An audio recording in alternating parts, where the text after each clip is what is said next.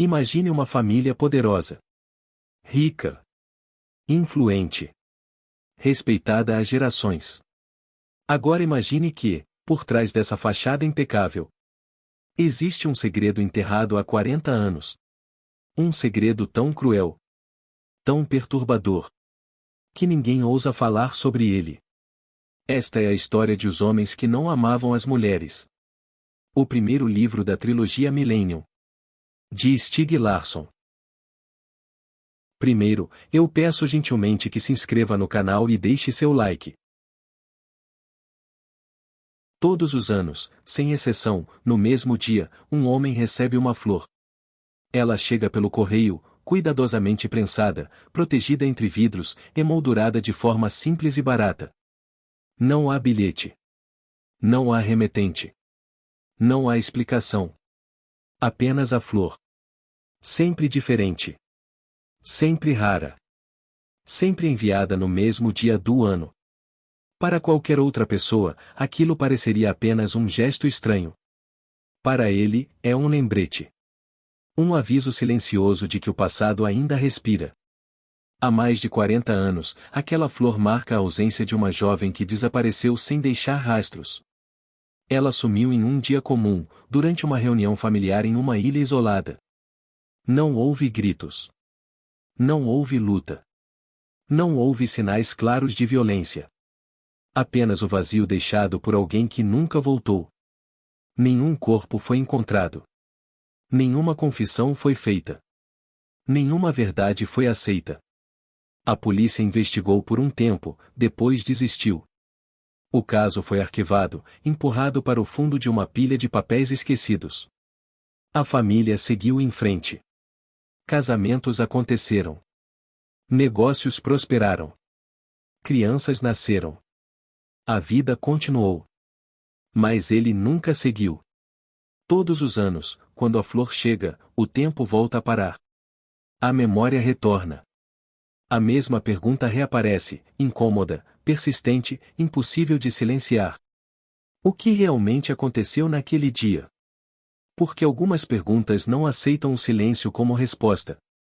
Algumas ausências não se deixam enterrar. Enquanto isso, a centenas de quilômetros dali, em uma grande cidade, outro homem vive o colapso da própria vida. Conhecido por buscar a verdade, por desafiar pessoas poderosas, por acreditar que fatos importam, ele agora se vê do outro lado da história. Condenado publicamente. Humilhado. Exposto como alguém que foi longe demais. Sua reputação, construída ao longo de décadas, se desfaz em semanas. Seu nome passa a ser associado à imprudência, à derrota, ao fracasso. Ele perde credibilidade. Perde aliados. Perde a segurança de um futuro estável. Cada manchete parece um golpe. Cada comentário público aprofunda a ferida. Seu trabalho, que antes significava propósito, agora pesa como um fardo. É nesse momento de queda, quando tudo parece perdido, que surge uma proposta inesperada. Um convite estranho, quase absurdo. Investigar um desaparecimento antigo. Um caso esquecido por décadas. Um mistério que todos consideram insolúvel. Um pedido vindo de um homem velho, solitário, obcecado por uma verdade que ninguém mais quer encontrar. Ele hesita. Não porque ache o caso impossível, mas porque sabe que aceitar significa se afastar do mundo que conhece. Significa isolamento. Significa mergulhar em um passado que não lhe pertence. Mas ele aceita. Não por dinheiro. Não por redenção pública. Não por esperança de reparar sua imagem. Ele aceita porque já não tem mais nada a perder. Porque quando tudo desmorona, resta apenas seguir em frente ou desaparecer. O destino é uma ilha fria, conectada ao continente por uma ponte estreita. Um lugar onde o vento corta a pele, onde o silêncio pesa mais que o som, onde cada casa parece observar quem passa. Um lugar onde o tempo parece ter parado décadas atrás. Ali, todos se conhecem. Ou fingem se conhecer. O passado não foi enterrado naquele lugar. Ele apenas foi coberto por camadas de rotina, conveniência e medo. Fotografias antigas ainda decoram as paredes. Nomes se repetem nas conversas. Histórias são contadas sempre da mesma forma, como se fossem ensaiadas. A jovem desapareceu durante uma reunião familiar. Um encontro aparentemente comum. Um dia frio. Uma travessia curta. Muitas pessoas presentes.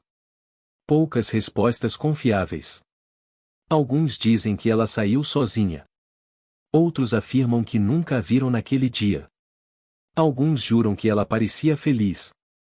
Outros garantem que ela estava assustada. Cada versão contradiz a outra. Cada lembrança parece moldada pelo tempo, pela culpa ou pela conveniência. À medida que a investigação avança, algo se torna impossível de ignorar. Aquilo não foi um acidente. Não foi uma fuga impulsiva. E definitivamente não foi esquecido. Registros antigos revelam padrões estranhos. Datas que se repetem ao longo dos anos. Anotações aparentemente aleatórias que escondem significados mais profundos. Símbolos surgem onde não deveriam estar. Fotografias mostram detalhes que ninguém percebeu antes. E então surge a pergunta mais perturbadora. E se o desaparecimento daquela jovem não tiver sido o primeiro? E se ela tiver sido apenas mais uma? É nesse ponto que surge uma aliada improvável. Uma mulher jovem, de aparência frágil, comportamento distante, olhar atento. Alguém que vive à margem da sociedade, desconfiada de tudo e de todos. Pouco sociável. Pouco compreendida. Subestimada quase sempre. Mas por trás da postura fechada existe uma mente afiada. Uma inteligência que opera em silêncio. Ela vê conexões invisíveis para os outros. Enxerga padrões onde ninguém mais vê nada. Domina sistemas, invade arquivos, reconstrói vidas inteiras a partir de rastros mínimos deixados para trás. Ela cresceu cercada por violência, controle e abuso. Aprendeu cedo que o mundo não é seguro. Que confiar pode ser fatal. Que o silêncio, muitas vezes, é imposto à força. Por isso, reconhece sinais de violência onde outros enxergam normalidade. Reconhece o medo disfarçado. Reconhece a mentira bem contada. Juntos, eles começam a ligar os pontos. O que surge lentamente é um padrão aterrador. Mulheres isoladas. Silenciadas. Desaparecidas ou assassinadas ao longo de décadas. Sempre o mesmo desprezo. Sempre o mesmo ódio oculto. Sempre a mesma impunidade protegida pelo status, pelo dinheiro e pelo sobrenome. O mal não estava escondido. Ele estava protegido. Protegido por uma família poderosa. Protegido por uma comunidade que prefere não ver. Protegido por uma sociedade que aprende a desviar o olhar quando a verdade se torna desconfortável. Quanto mais perto da verdade eles chegam, mais perigoso tudo se torna. Arquivos somem.